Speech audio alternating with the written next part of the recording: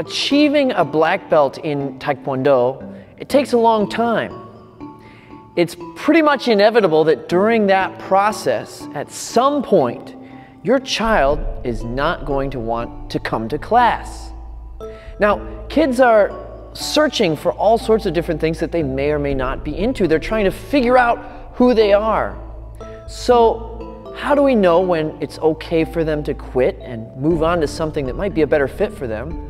Or when we should push them a little bit and kind of force them to do the training so that they can get to where they need to be? That is a delicate balance. But here are some suggestions. First, let's look at the psychology of why anyone would quit something. I think it's the same for kids as it is for adults. One is if you don't feel like you're gaining momentum or you don't feel like you're very good at what you're doing. Just as an example, have you ever tried going to the gym to build strength or lose weight, and maybe for a month you just grind away at the gym and you barely see any results, and you've gone through all this pain and you've reworked your whole schedule for it and you're just not seeing what you wanted to see? And a month is relatively a long time for an adult. It's a really long time for a kid.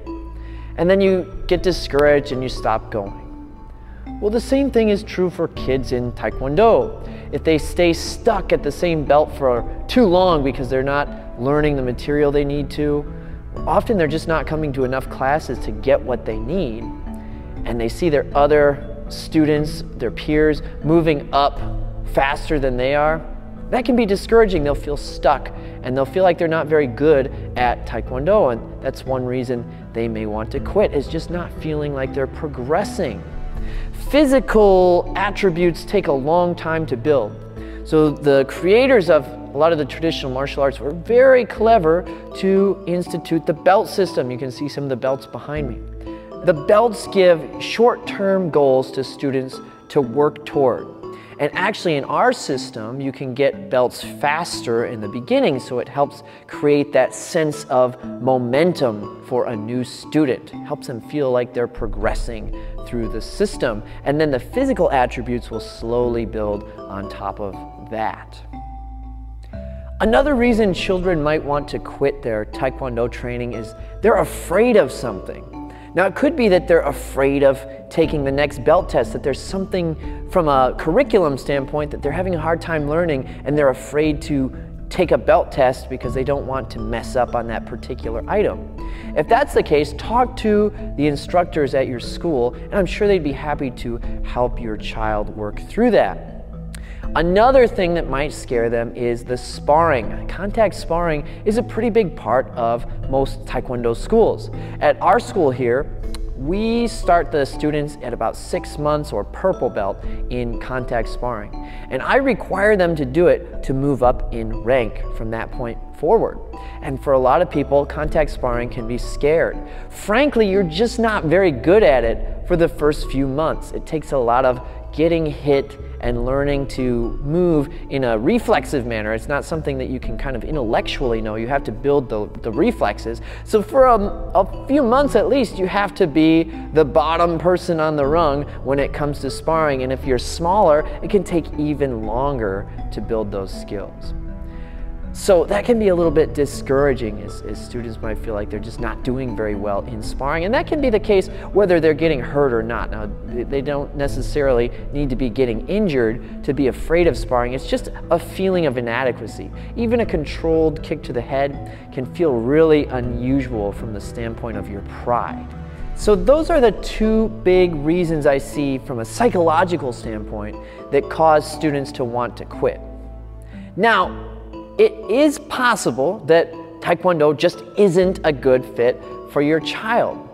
Just as an example, if I could push a button and just become a world-class opera singer, I'd push that button. Sure, that'd be cool. Who wouldn't want to just push a button and become something renowned?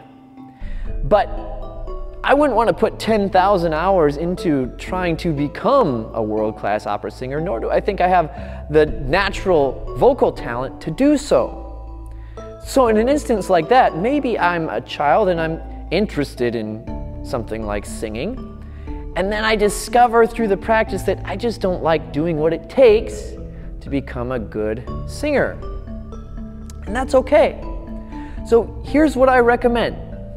If your child wants to quit, figure out why, and they might not know how to express that. But the best way to figure it out is to set a goal for your child that they need to accomplish before they can quit. So you're not telling them, no, you can't quit. What you're telling them is, let's try to get over a hurdle, and if you still feel like quitting, then maybe it's time to find something else. So a good way to do that is to wait and make them test for their next belt color in Taekwondo before they can quit the training. If it's sparring that's scaring them, maybe you set a number of sparring sessions they need to do before they can quit, so that they get exposure to the thing that's making them afraid. And often exposure therapy is the best method for overcoming fears. So, point being, if your child wants to quit, sit down with them, tell them they can quit and they're welcome to move on to something else. But before they do that, to make sure they really, in fact, want to quit and aren't just afraid or feel like they've lost momentum, set a goal. Set a goal for what they need to accomplish in order to quit and move on. So often when a student earns new rank or maybe wins a competition or just feels like they're more adequate when it comes to something like sparring, the feelings of wanting to quit go completely away, and they're replaced with renewed joy and vigor for the training. When you're involved in something long-term, you get a roller coaster of emotions with it. I'm no different. I continue to train in different martial arts so I can help keep myself in a student mindset. Some days I have to drag myself to those practices, especially if it's a cold, rainy day and your body's tired and heavy and you're sore from the prior day. You just don't want to do it. That's how it is for everybody. But guess what? I'm always happier that I went to the class after. I never regret it. I never go, oh, I should have stayed home. It's just part of the battle of achieving a long-term goal.